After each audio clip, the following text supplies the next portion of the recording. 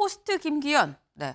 김기현 대표 일단 어떻게 됐든지 간에 일단 당대표직 내려놨습니다. 그럼 그 빈자리를 누구로 채울 것이냐라는 얘기를 할 수밖에 없겠죠.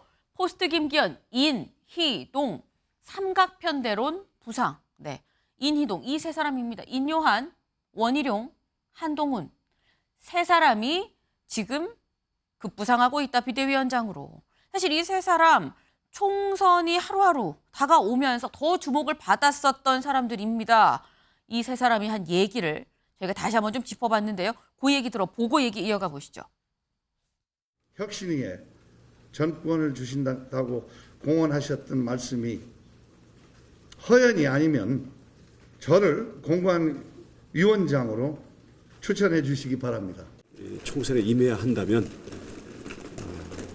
우리 국민과 우리 당을 위해서 필요로 되는 일이라면 어떠한 도전과 희생이라도 저는 적극 나서야 한다는 생각을 가지고 있고요. 저는 정무직이지만 임명직 공직자고 제가 진퇴하는 문제는 제가 정하는 문제는 아닙니다. 매일매일 하루하루 최선 다해야 한다고 생각합니다. 오늘도 그런 차원의 일환이고요.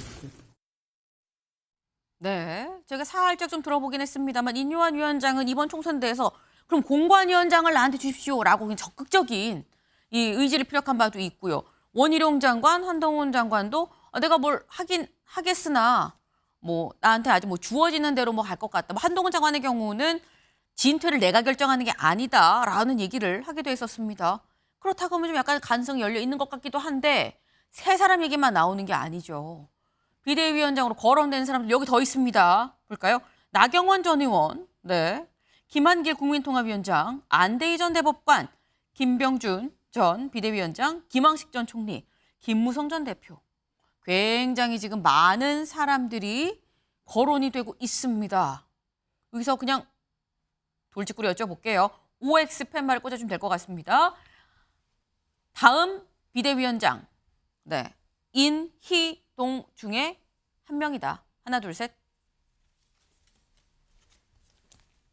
이건 완전히 갈리네요. 네.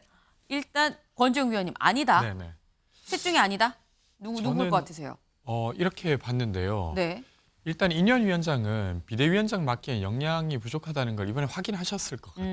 그러니까 뭐 인물로서는 괜찮다고 보실지 몰라도 정치적으로는 좀 쉽지 않다는 것이고 한동훈 장관을 밀어주고 싶겠지만 사실 한동훈 장관도 정치적 역량 측면에서 비대위원장 시키는 건 너무 큰 리스크라고 볼 수 있습니다. 네. 그러면 원희룡 장관을 떠올려 볼 수 있는데 원희룡 장관은 대선 주자 후보예요. 그러니까 한동훈 장관을 밀어줘야 될 입장에서 보면 원희룡 장관을 너무 띄워주기도 좀 그런 것이죠. 그래서 저는 이 세 분 중에서는 없을 것 같다는 생각이고 네. 차라리 지금은 뭐 김한길 국민통합위원장이나 아니면 네. 안대희 전 대법관 정도 선에서 뭔가 결정하지 않을까 하는 생각이 듭니다. 네. 근데 지금 반면에 지금 국민의힘 두 분은 다 5를 드셨어요. 신지호 의원님. 네. 셋 중에 한 명이다. 셋 중에 한 명 누구라고 보세요?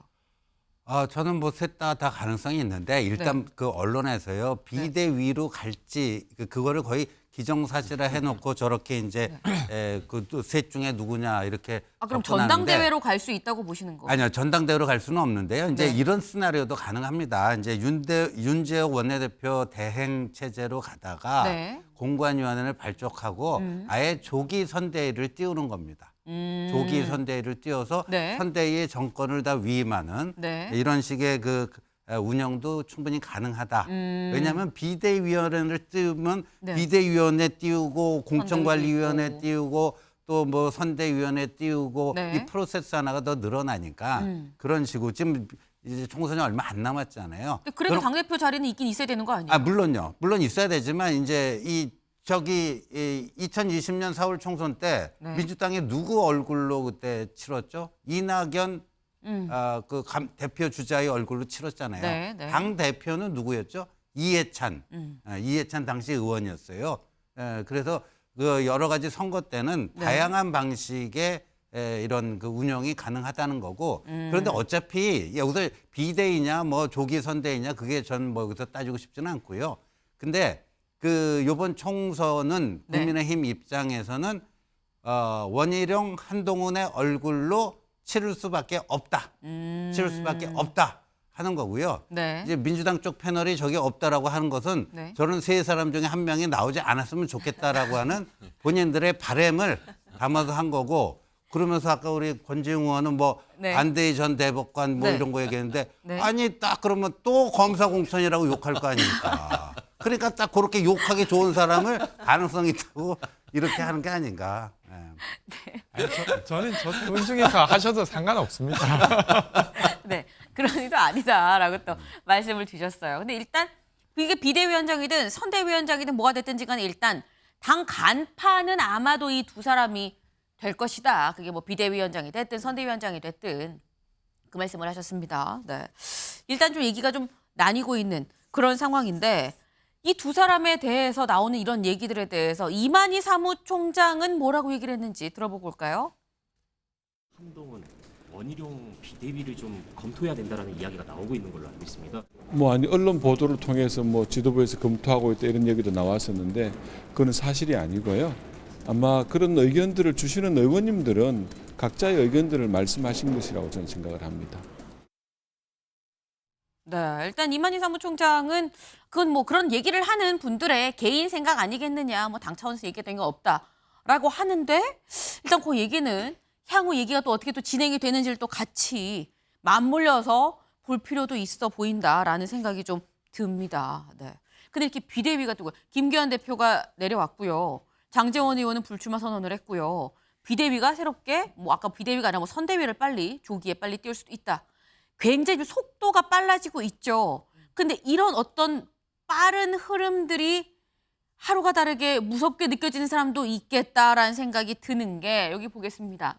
인적 쇄신 다음 타자는 권성동, 윤한홍, 이철규 등 거취 주모. 사실 장제원 의원이 불출마 선언을 하면서 바로 얘기가 나왔었던 게 남은 뭐 3인방 어떻게 되는 것이냐 뭐 이런 얘기가 있었습니다. 근데 이들 거취는 어떻게 되는 거냐라는 얘기예요. 신지호 의원님. 네. 어떻게 전망하십니까?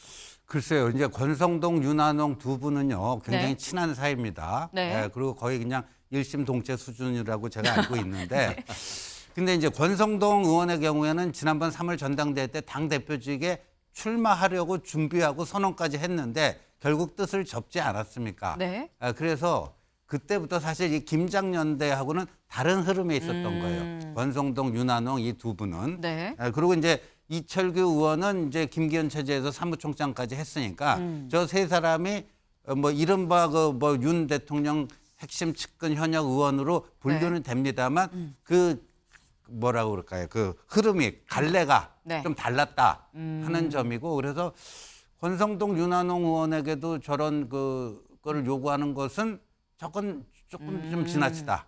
좀 지나치다 이런 생각이 들고요. 네. 오히려 저는 이제 비윤이라고 하고 뭐 쓴소리를 냈지만 정작 본인들의 거취에 대해서는 이런 방구 없는 비윤 중진들, 네. 이런 사람들에게도 이제 화살이 돌아갈 수도 있다 하는 생각이 듭니다.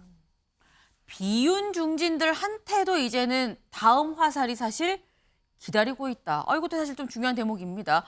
요 친윤 지도부 요 흐름이 지나고 나면 그 다음에는 중진들한테 또 갈 수도 있다라는 얘기가 되기 때문에 그것도 관전 포인트가 될 수 있을 것 같아요.